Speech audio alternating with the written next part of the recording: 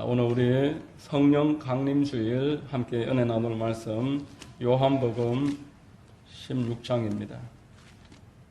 요한복음 16장 7절에서 13절입니다.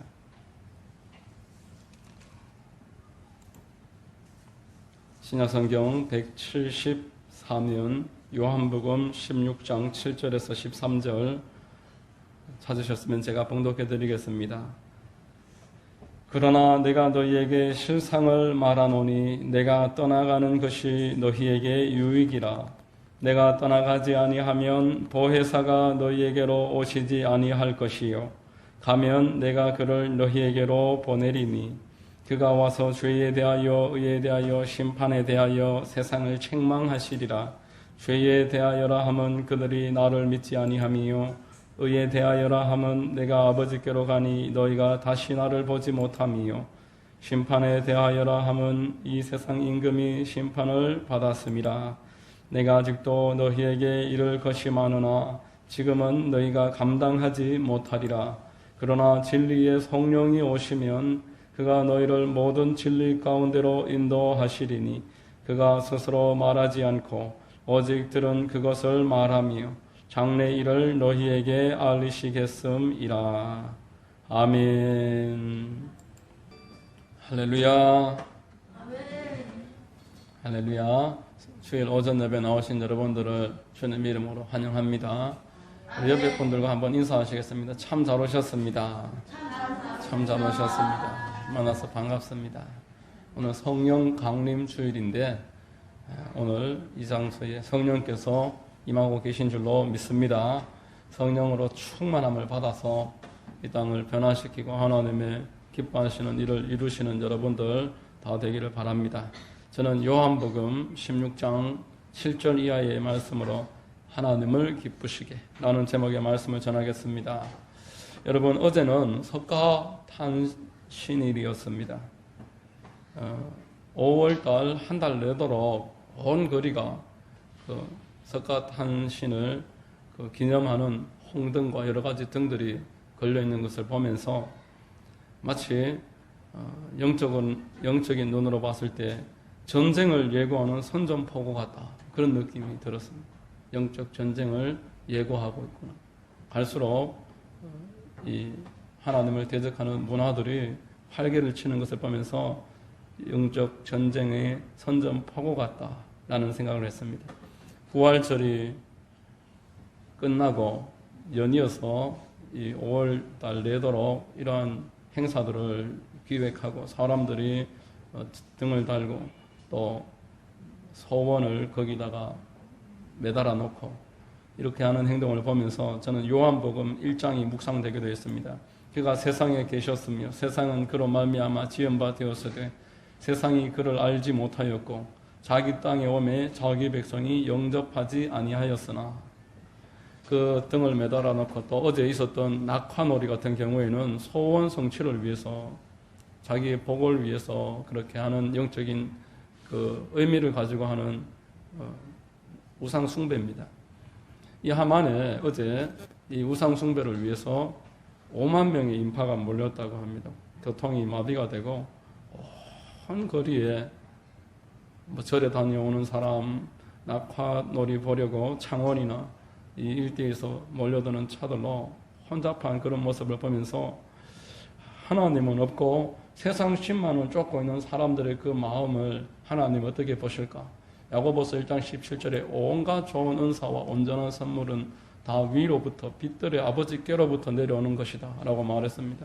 하나님이 모든 것을 주시는 것인데 하나님에게 대해서는 관심 없고 세상 신 앞에서 계속 허리를 숙이고 그 앞에 소원을 비는 그런 모습을 하나님 어떻게 보실까? 여러분, 그리스도인들은 이 시대의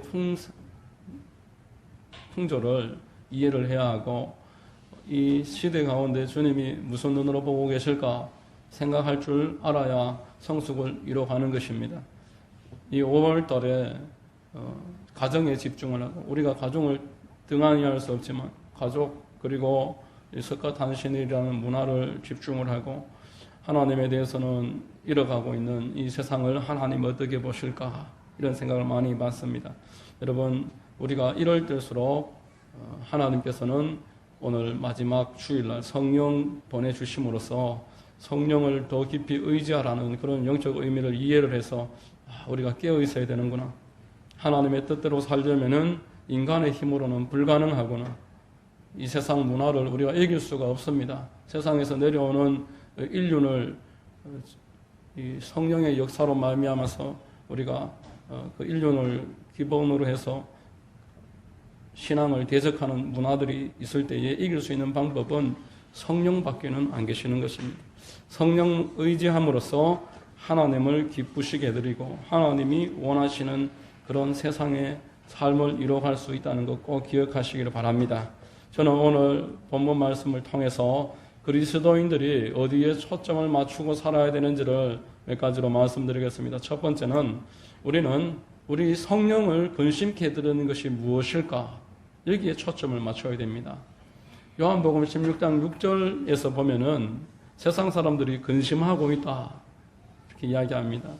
근심하는 이유는 어디에 있겠습니까? 자기 자신 때문입니다. 자기 때문에 지금 근심하는 겁니다. 예수님 때문에 근심하는 게 아니라 나는 어떻게 될까? 7절에 보시면은 그러나 내가 너희에게 실상을 말하노니 내가 떠나가는 것이 너희에게 유익이라. 내가 떠나가지 아니하면 보혜사가 너희에게로 오시지 아니할 것이요 가면 내가 그를 너희에게로 보내리니 이렇게 말합니다. 예수님 떠나가시면 우리 어떻게 될까? 예수님 가시는 게 문제가 아니라 자기 신상이 지금 걱정되는 것입니다. 여태껏 내가 다 버리고 따라다녔는데 나는 뭐가 되나? 누가 보상해 주나? 누가 나에게 이 모든 일에 대해서 보상을 해줄 것인가? 이런 생각들을 이 제자들이 오늘 하고 있습니다. 여러분, 가끔 장례식장을 가보면은 우리가 고인 앞에서 슬퍼하는 것은 마땅한 일이지만 그 슬퍼하는 내용을 들어보면은 제각각입니다.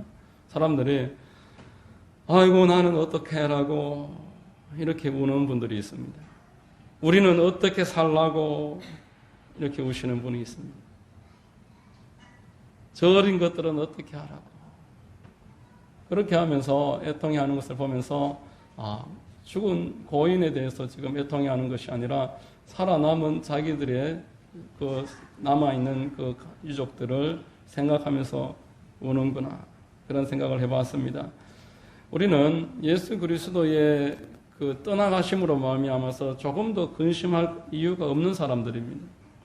여러분, 예수 그리스도께서 오늘 본문에서 명확하게 설명하시기를 너희들은 근심할 것이 하나도 없다 이렇게 말씀을 하고 계십니다. 우리 주 예수 그리스도께서 우리에게 어제나 오늘이나 영원토록 동일하시도록 보살피는 분이시기 때문에 그렇습니다.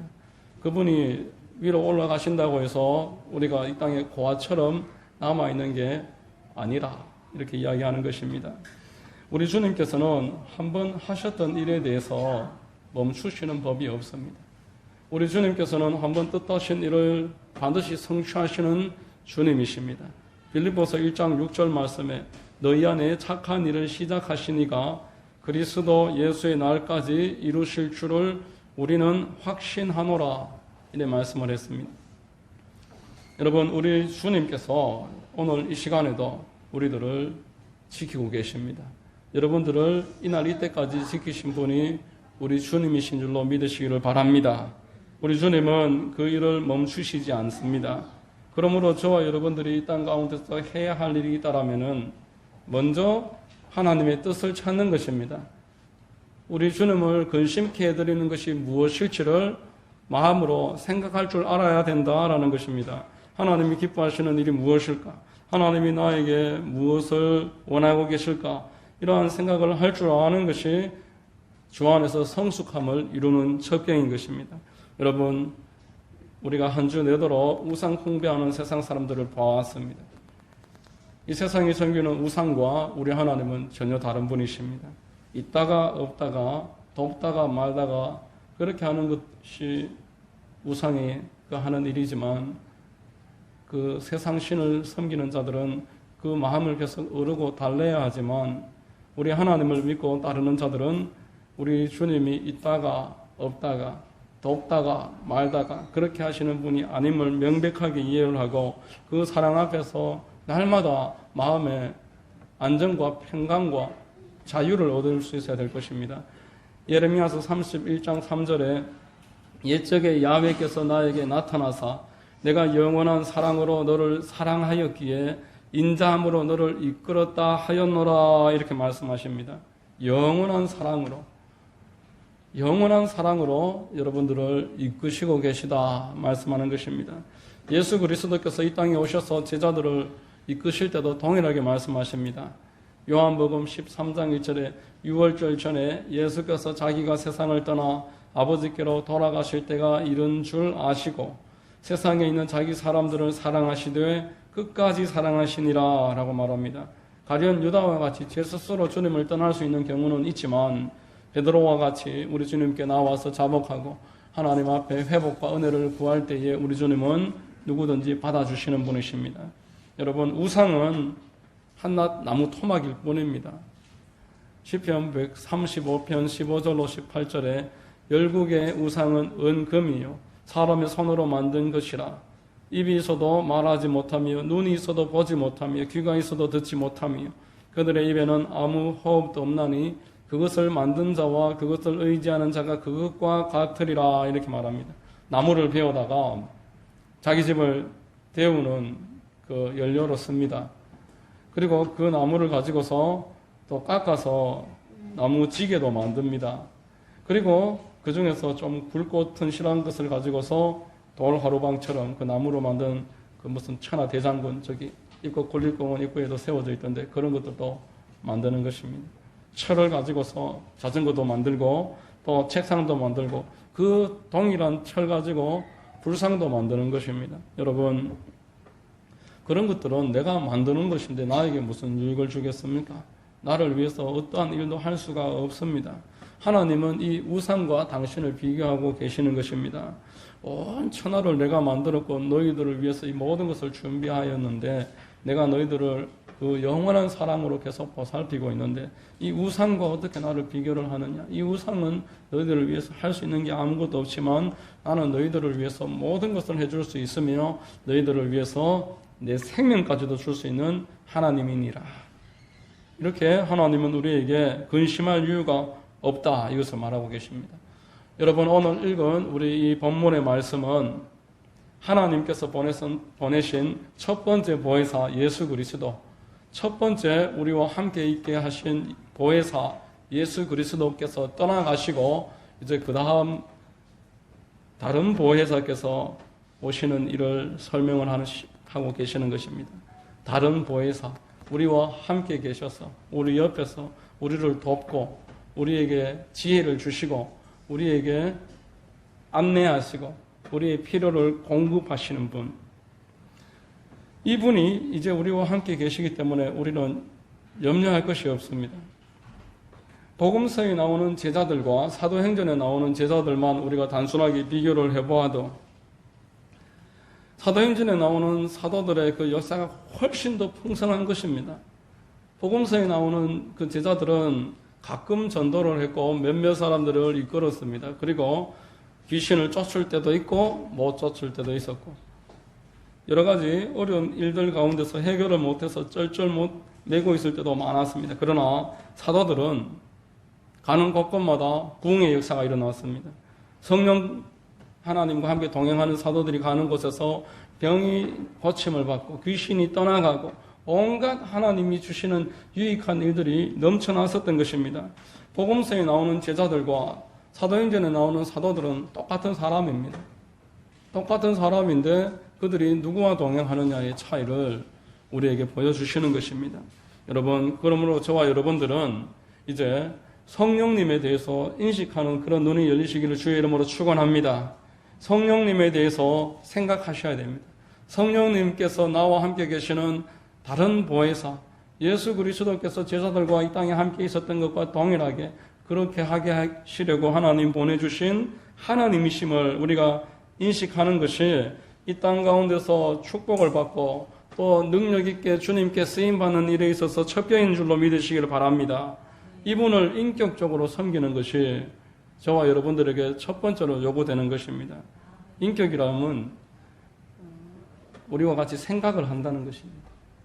우리와 같이 모든 것을 경험하십니다. 하나님을 향해서 기도도 하시고 또 우리처럼 마음에 근심도 하신다 말씀하셨습니다. 계속 거절을 당하고 무시를 당하실 때 마음으로 아파하시는 그런 인격을 가지신 분이 성령님이십니다.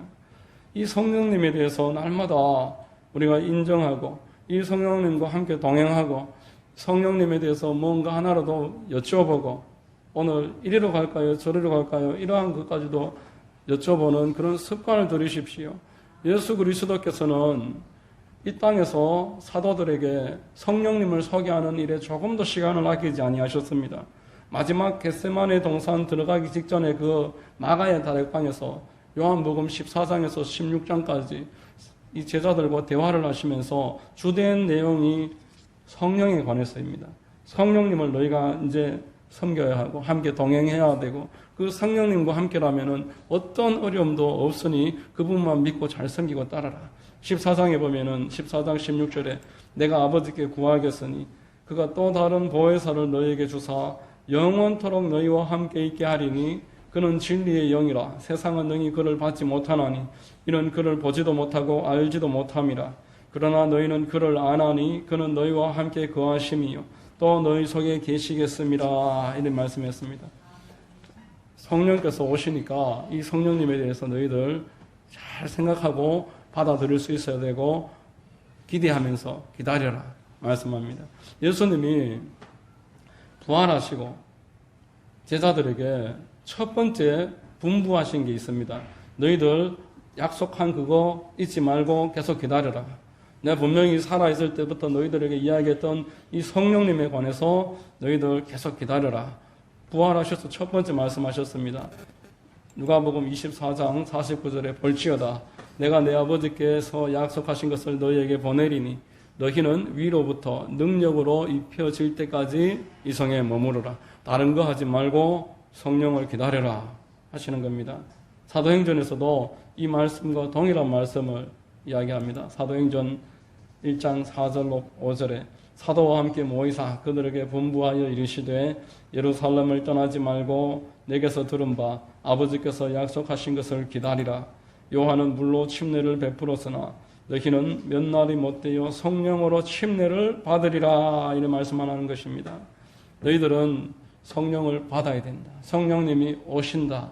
이 성령님에 대해서 늘 깨어 있어라. 한 가지 더 강조해야 될 부분이 있습니다. 여러분, 복음서에 나오는 예수님의 모든 사역은 성령 사역입니다.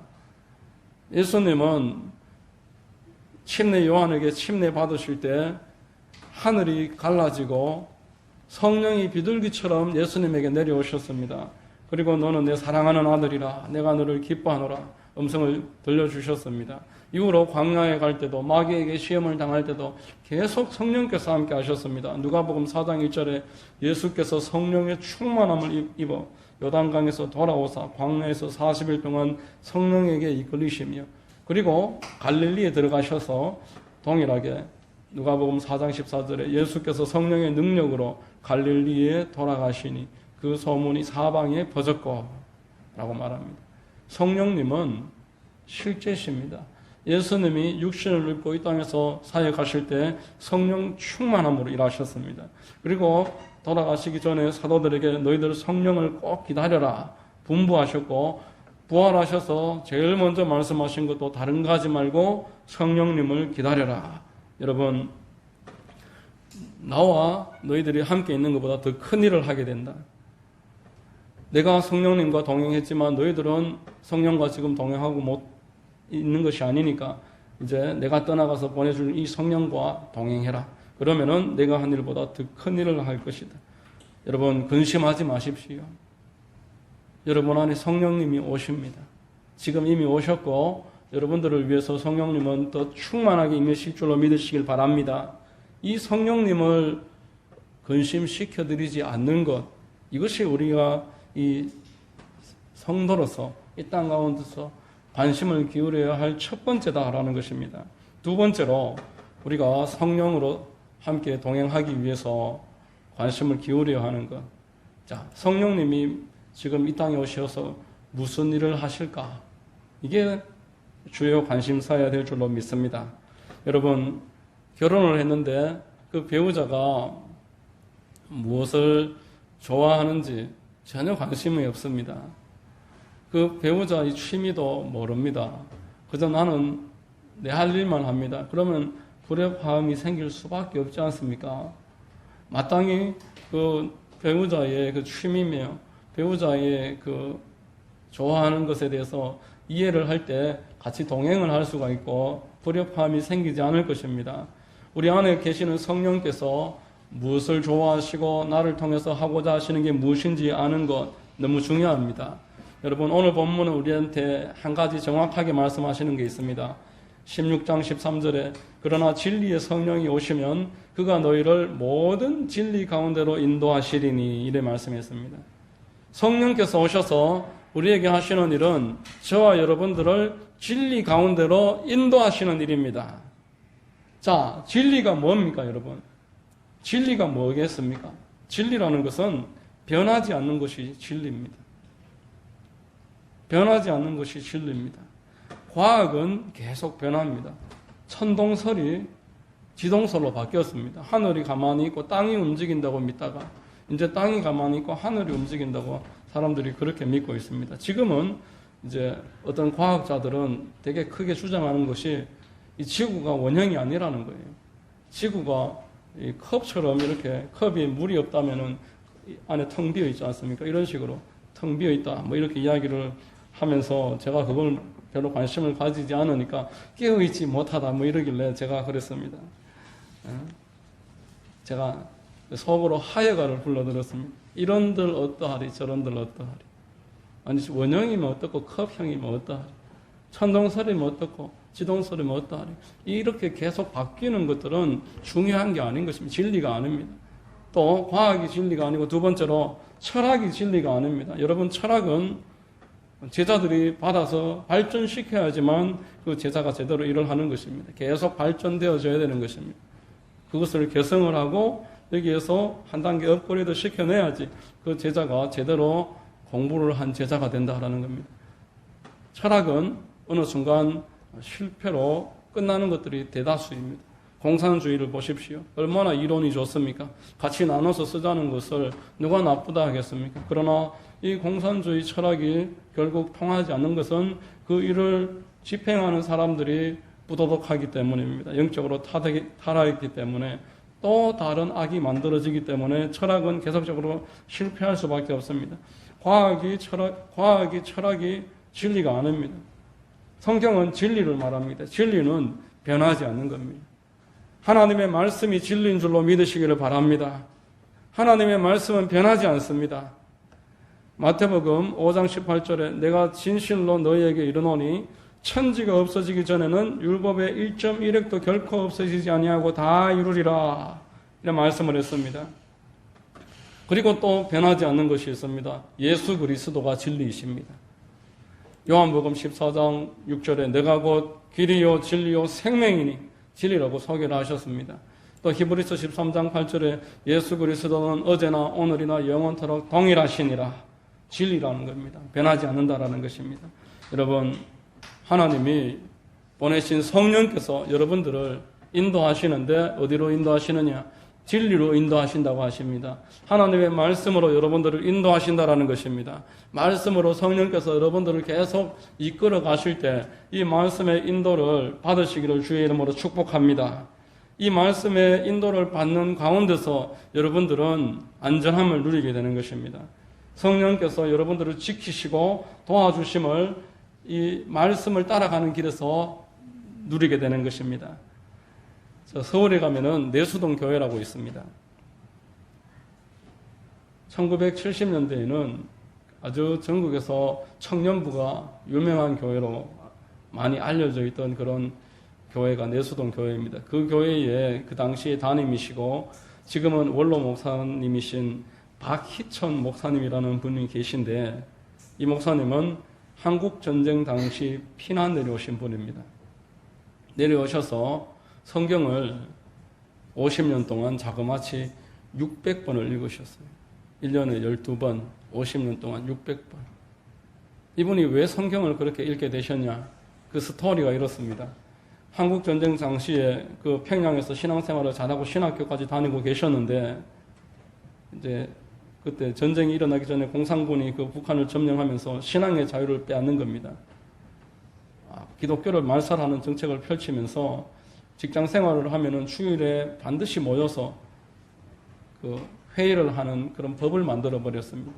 지금처럼 강제적으로 하지는 않더라도 어떤 권력을 가진 공산당이 기독교 말살하기 위해서 직장 생활을 하려면은 주일날 모여서 회의를 해야 되는 것을 법으로 만들 정도의 신앙을 박해를 하는 사회가 6.25 이전의 그 북한 사회였습니다. 그래서 이 박이철 목사님이 당시에 청년이었는데 신앙의 자유를 위해서 한국전쟁이 일어나고 1950년 8월 6일 새벽 4시에 어머니가 떠나겠다는 아들을 짐을 싸서 보내줬습니다.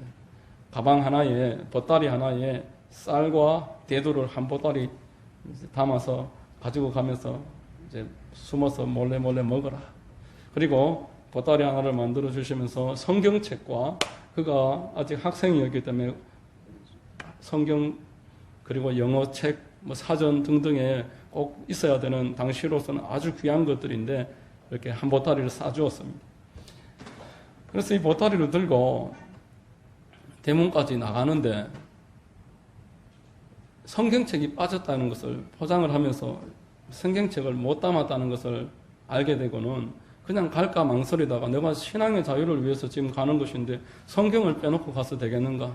지금처럼 성경이 아무 곳에서나 얻을 수 있는 것도 아닌데 싶어서 되돌아서서 방에 들어가서 성경책을 보따리에 다시 넣는데 그 어머니가 나무래시는 겁니다. 지금 1시가 급한데 너를 기다리고 있는 사람인데 너는 지금 다시 이것 때문에 돌아올 이유가 있느냐? 이렇게 나무랐지만 이 보따리를 다시 잘 싸서 이제 대문까지 가는데 그 순간에 그 공산당들이 순찰을 들고 있었습니다. 대문 앞으로 딱 지나가고 있는 것을 대문 문 여는 그 순간에 공산군이 지나가는 순간 결국 멈출 수 있었고 공산군이 지나갔다는 겁니다.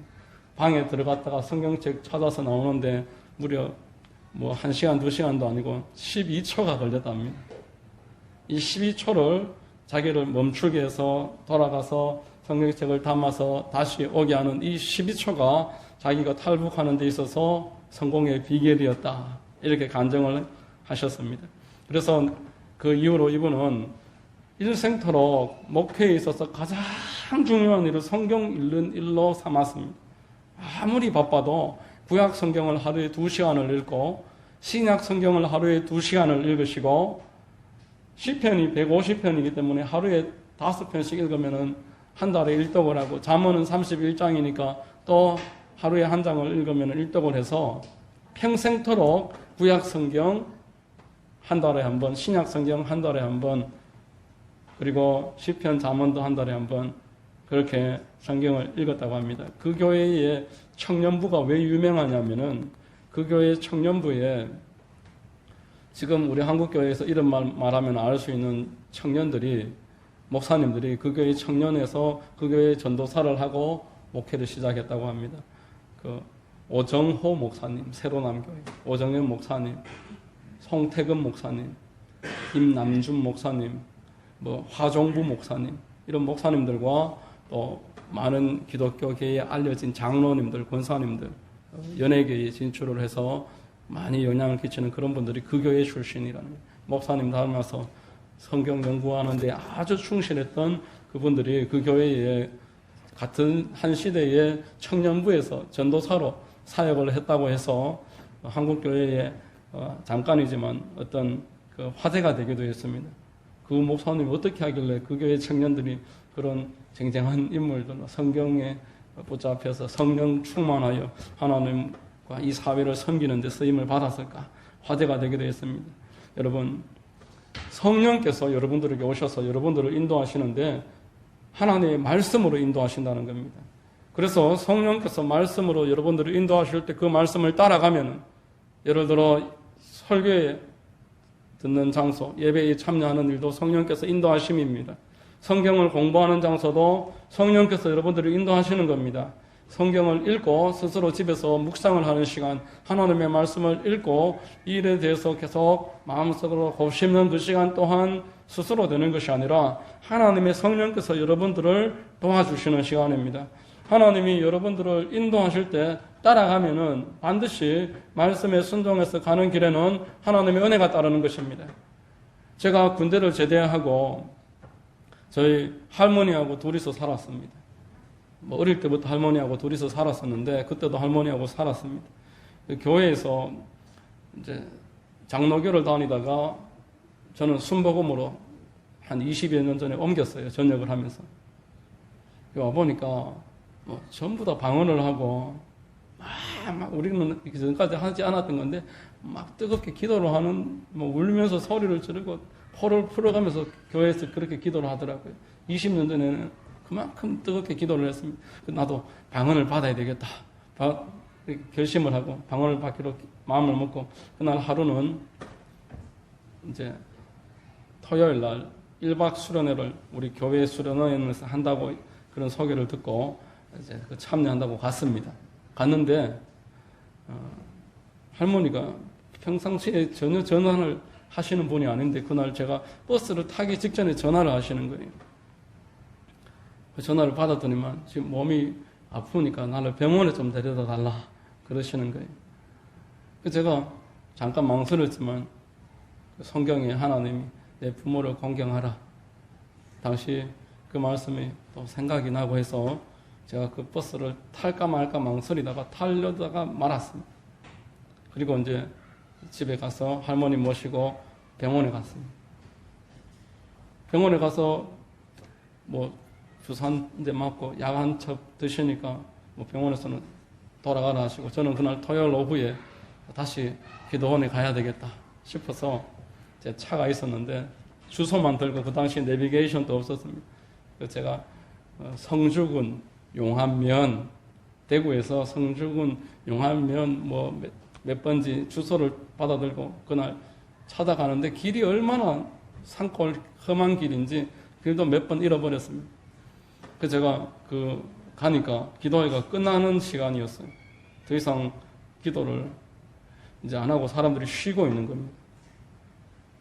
그래서 이제 마치고 돌아올 무렵인데 저는 그래도 왔는 김에 기도를 해야 되겠다 해서 뒤에 식당에 가서 앉아서 기도를 하는데 마음이 너무 서러운 거예요. 성령을 받겠다고 방언을 한번 받아보겠다고 그렇게 노력을 했는데 1년 넘게 새벽 기도도 안 빠졌는데 방언을 못 받았습니다. 저 아무나 다 방언을 하는데 왜 나는 안 될까? 그리고 오늘 방언 한번 받아보려고 하는데 또 때마침 할머니가 나를 갖다가 기도도 제대로 못하게 이렇게 인도를 하시나 싶어서 다 이제 집에 갈 분위기길래 저는 그 뒤에 앉아서 그래도 방언을 받아야지 싶어서 기도를 하는데 기도가 안 나오고 그냥 한숨만 푹푹 쉬다가 주여 주여 이러는데 그 순간 그때 새벽 3시였습니다. 그 순간 저한테 한 번도 해본 적이 없는 말이 제 입에서 계속 나오는 거예요. 방언이 시작되는 거예요. 어떤 모사님이 저한테 할렐루야 300번 하면 방언을 받는다 이런 말을 하시길래 저는 그렇게는 안 하겠다고 제 결심을 했습니다. 하나님이 주셔야지 내가 그렇게 막 소리를 지르고 그렇게 해서 받는 것은 내가 거부한다. 방언 하나님이 주실 때까지 나는 주님 이름 부르면서 기다리겠다고 했는데 그날 주여 그러는데 제 입에서 방언이 시작이 됐습니다. 제가 그날 날짜를 적어놨었어요. 성경책을 2004년도 4월 마지막 주 토요일 제가 그날 성령을 받고 순복음으로 옮긴 것에 대해서 긴가민가 하고 있었는데 방언을 받고 그때부터 우리 순복음교회에서 신앙생활을 하기 시작했습니다. 여러분 오늘 성령 강림 주일입니다. 성령께서 우리에게 오셨습니다. 할렐루야. 성령께서 여러분들에게 오셨습니다. 이 성령님이 여러분들을 아무 근심도 하지 않도록 지켜주시겠다라고 하십니다. 하나님이 나와 함께 계시는 것이기 때문에 예수 그리스도께서 사도들과 함께 있었던 것보다 훨씬 더 큰 일을 우리를 통해서 하게 하시겠다라는 겁니다.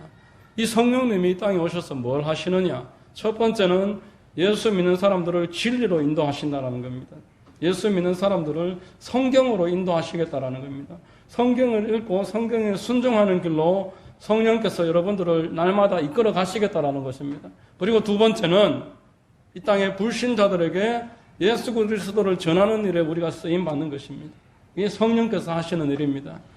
진리로 인도받아야 될 불신자들을 누가 인도하겠습니까? 여러분들이 인도하는 것입니다. 여러분들 주변에 있는 사람들은 여러분들이 인도할 책임이 있는 줄로 믿으시기를 바랍니다. 하나님이 나중에 이 땅의 불신자들의 핏값을 여러분들에게 물으시겠다고 말씀하셨습니다.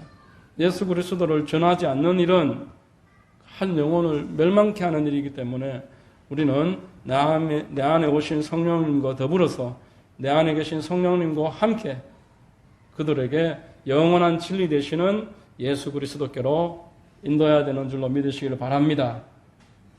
오늘 말씀을 맺겠습니다. 예수께서 우리 안에 오셨어요. 예수의 영입니다. 성령께서 내 안에 오셔서 나를 예수께로 인도하십니다. 그리고 불신자들도 나를 통해서 예수께로 인도하십니다. 이 일을 하는 데에 하나님은 어떤 것도 아끼지 아니하십니다. 그 아들을 보내시기까지 모든 것을 주셨으므로 여러분들이 그 아들께로 불신자들을 인도하는 일이 있었어도 어떤 것도 제한하지 아니하시고 도와주시고 예비하시고 갚아주시고 보살펴 주시는 줄로 믿으시기를 바랍니다.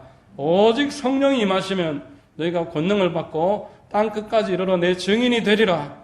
예수 증인으로 살아가는 자들에게 하나님은 이 땅에서 100배로 갚으시고 영생을 넘치게 주시는 줄로 믿습니다.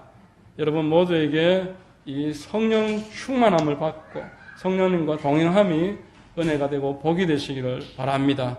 오늘 하루도 성령님과 늘 동행하시고 이번 한 주도 성령님과 늘 함께 하시고 순종하시고 성령과 더불어 진리 가운데로 인도함을 받고 형통하고 축복이 넘쳐나게 되시기를 예수님의 이름으로 축원드립니다. 기도하겠습니다. 하나님 아버지 감사합니다. 오늘 말씀을 통해서 참으로 우리 안에 성령께서 오셨으니 이제 우리가 두려워할 것이 없는 줄로 알게 하시니 감사합니다. 성령님과 동행하는 일이 진리로 인도함 받는 것임을 깨닫게 하시니 감사합니다. 날마다 진리신 예수님을 알아가는 일에 성경과 함께 우리를 깨닫게 하시고 그리고 또 이 세상의 불신자들을 우리 주님께로 이끄는 일에 우리가 귀하게 쓰임받도록 축복해 주시고 인도하여 주시옵소서. 우리 성도님들 영혼이 잘되고 범사가 잘되고 강건함으로 성령 충만하게 살아갈 수 있도록 늘 함께하여 주시고 인도해 주시옵소서. 감사드리오며 거룩하신 우리 구주 예수님의 이름으로 축복하고 기도드립니다. 아멘.